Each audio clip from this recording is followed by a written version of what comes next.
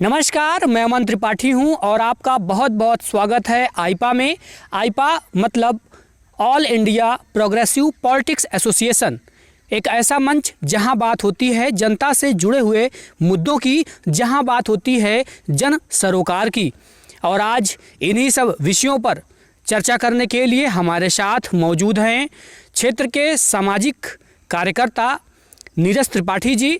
आज हम इनसे बातचीत करेंगे और ढेर सारी जानकारी भी हासिल करेंगे।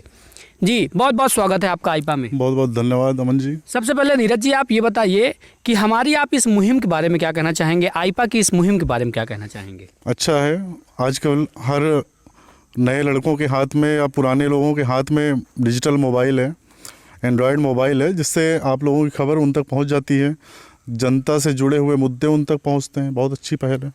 आईपा का जो है यह उद्देश्य है कि प्रगतिशील राजनीति देश में आए।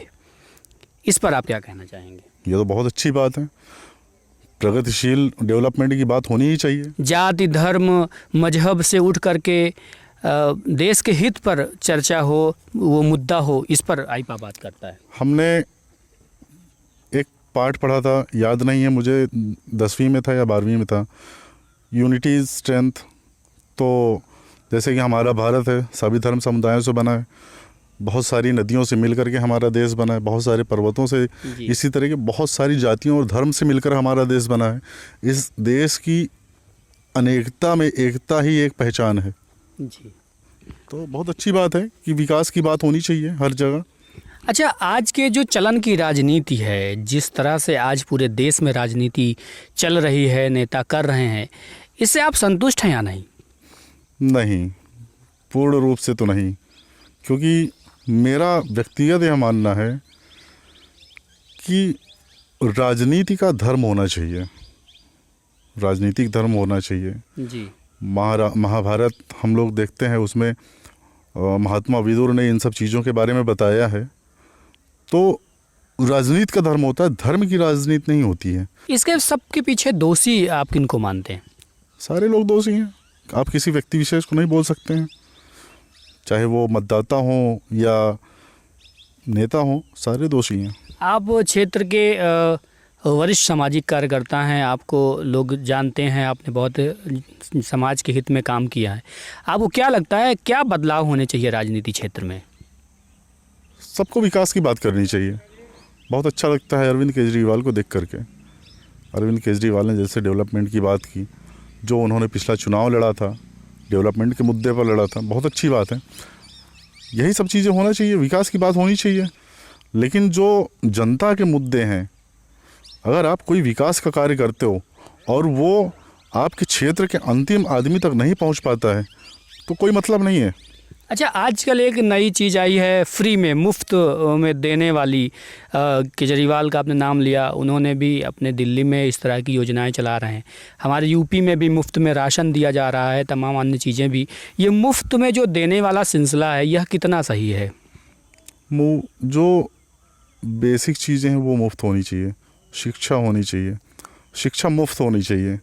स्वास्थ्य के लिए मुफ्त होना चाहिए, स्वास्थ्य की जो सुविधाएं हैं वो मुफ्त होना चाहिए। और राशन की बात है तो ठीक है, बहुत सारे हमारे देश में अंत्योदय हैं जिनको राशन मुफ्त में मिलना चाहिए। मैं इस चीज़ का विरोध नहीं कर रहा हूँ, लेकिन हाँ, अगर उसका गलत लोग फ़ायदा उसका अगर उठाते हैं तो वो चीज़ें गलत है। मुफ्त के ही एक कड़ी में आता है ऋण माफ़ी। ठीक है, इस पर भी तमाम लोग जो ऋण जमा करना भी चाहते हैं, वो सोचते हैं कि सरकार कब ऐलान कर देगी, कब हमारा ऋण माफ़ हो जाएगा, तो वह ऋण नहीं माफ़ करते हैं। यह जो सरकार की रीति नीति है या इस तरह के जो ऐलान है, यह कितना देश हित में सही है?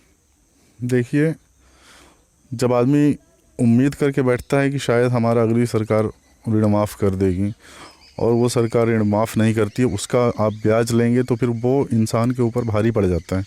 इसलिए हर इंसान को अपने समय से अदायगी करनी चाहिए। जो भी सरकारी देय है उनका समय से अदायगी करनी चाहिए। प्रकृति की तरफ से अगर जैसे ओलावृष्टि हो गई या और भी बारिश, बाढ़, इन सब चीज़ों की वजह से अगर उसका नुकसान होता है तो वहाँ पर थोड़ा सा सहायता या उसको थोड़ा सा ढील मिलनी चाहिए। बाकी पूर्ण रूप से ऋण माफ़ी मैं बहुत अच्छी योजना नहीं समझता हूँ। कोई मतलब नहीं। ओमिक्रॉन से बचने के लिए नाइट कर्फ्यू ये महज एक सिर्फ दिखावा है या इसका वास्तव में कुछ असर पड़ेगा?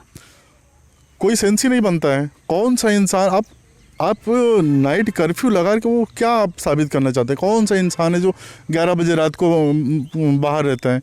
और ये कोई ये ओमिक्रॉन को थोड़ा ना पता है कि यहाँ पे 11 बजे से कर्फ्यू लगा है, हम यहाँ पे अभी ना जाएं, यहाँ पे कर्फ्यू लगा है और दिन में यहाँ पे ठीक है। मतलब रात में हम जाएंगे कर्फ्यू के टाइम पे और दिन में नहीं जाएंगे क्योंकि यहाँ पे रैलियाँ बहुत होती हैं, लोग बहुत रहते हैं, ठीक है। तो मेन चीज़ है आप थोड़ा सा सामाजिक दूरी बना कर रखिए। अगर इन सब रोग जैसे अब कोरोना के बारे में था कि कोरोना एक दूसरे को छूने से फैलता है, सांस से उसके जर्म्स निकलते हैं, इंसेक्ट्स निकलते हैं, वो दूसरे को प्रभावित कर सकते हैं। तो वहाँ तक चलो ठीक है। तो उसका एक सिर्फ यही एक ये है, जैसे मोदी जी का एक अभियान था 2 गज दूरी, मास्क है ज़रूरी। वो अलग की बात है कि वो भी कई रैलियों में करते हैं और मास्क नहीं लगाते हैं, वो एक अलग का विषय है। अच्छा, इस पर एक चीज़ पूछना चाहूँगा कि जो उन्होंने नाइट कर्फ्यू किया है, इसकी बजाय उन्हें ऐसा क्या करना चाहिए जो वास्तव में इसमें कुछ फ़ायदा देश को मिलता? ऐसा क्या है जो आपके मन में हो, आपके विचार में हो? लोगों को सबसे पहले अपने खान पान को दुरुस्त करना चाहिए, ऐसी चीज़ों का सेवन करना चाहिए। नहीं, सरकार को जैसे ओमिक्रॉन आया है, अभी स्टार्ट है, उसका प्रकोप बढ़ रहा है, उसने जो कदम नाइट कर्फ्यू के रूप में उठाया है, यह अगर सही नहीं है आप मानते हैं, तो इसके जगह पर उन्हें क्या कदम उठाने चाहिए? जब तक आपको किसी रोग के वास्तविक लक्षण या उसके कारण के बारे में नहीं पता चलता है, आप उसकी रोकथाम के लिए कोई उपाय नहीं कर सकते हैं। पहली चीज़, अगर आपको पता हो कि इस रोग का ये कारण है, तब आप उसके कारण पे जाकर के उसका निदान करेंगे। जब आपको उसके किसी कारण के बारे में पता ही नहीं रहेगा तो आप उसका निदान क्या करेंगे? जैसे कोरोना आया शुरू में, उसके बाद जगह जगह से हमने भी मतलब यूट्यूब पे देखे, बहुत सारे देशों के चैनल्स जो हैं न्यूज़ देते हैं, तो उनमें भी यही चीज़ बताया जाता था कि छूने से फैलता है, एक दूसरे से टच में आने से फैलता है। तो उसके लिए दूरियां बनाई गई, लोगों को क्वारंटीन किया गया।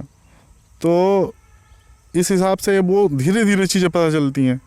अब जैसे ये ओमिक्रॉन है, इसका लक्षण क्या है, किस वजह से फैलता है, जब ये सारी चीज़ें मालूम पड़ेंगी तो फिर सरकार उसकी तरफ ध्यान देगी। अच्छा, जैसे राजनीतिक दल, हर राजनीतिक दल चुनाव से पहले कितने भी वादे क्यों ना कर ले कि हम क्षेत्रीय मुद्दों पर चुनाव लड़ेंगे, लेकिन जब चुनाव निकट आ जाता है तो कहीं ना कहीं चुनाव भावनात्मक हो जाता है, धर्म से जुड़कर हो जाता है और लोग वोट कर देते हैं। इसके पीछे आप दोषी किनको मानते हैं? मैंने वही चीज़ तो आपसे शुरुआत में ही कही थी, इसके लिए दोनों दोषी हैं, मतदाता भी दोषी है और नेता भी दोषी हैं।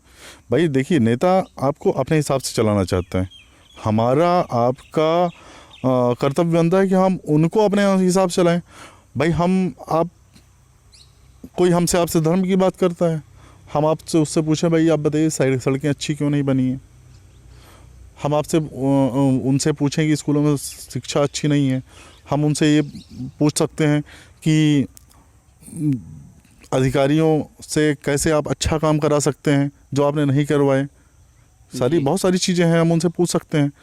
बात ये नहीं होनी चाहिए कि हम इतने हिंदू हैं, हम इतने मुसलमान इस देश का नागरिक नहीं है क्या? वो भी इस देश का नागरिक है, उसको भी संविधान में बराबर का दर्जा मिला हुआ है। हर हिंदुस्तानी को संविधान में एक बराबर दर्जा मिला हुआ है, तो हर इंसान बराबर है। हाँ, वो अलग की बात है कि वोट लेने के चक्कर में या किसी एक वर्ग विशेष को, चाहे हिंदू हो या मुसलमान हो, इन्हीं की बात होती है। बौद्ध और क्रिश्चियन की तो कोई बात करता नहीं है, हिंदू मुसलमान की ही बात करता है। तो आप किसी समुदाय को, आप हिंदूवादी नेता हो या हिंदूवादी पार्टी हो, एक अलग की बात है, लेकिन आप जब एक राजा, एक शासक हो जाते हो तो आपके लिए सारे लोग बराबर हैं, सारे जनता आपके लिए बराबर है। और जो आपकी सुविधाएं, भाई आप सड़क बनाते हो सब लोग उसमें चलते हैं, आप विद्यालय बनाते हो सब लोग उसमें पढ़ते हैं। आप ये थोड़ा नहीं करते उसमें हिंदू का बच्चा नहीं पढ़ेगा, मुसलमान का बच्चा नहीं पढ़ेगा।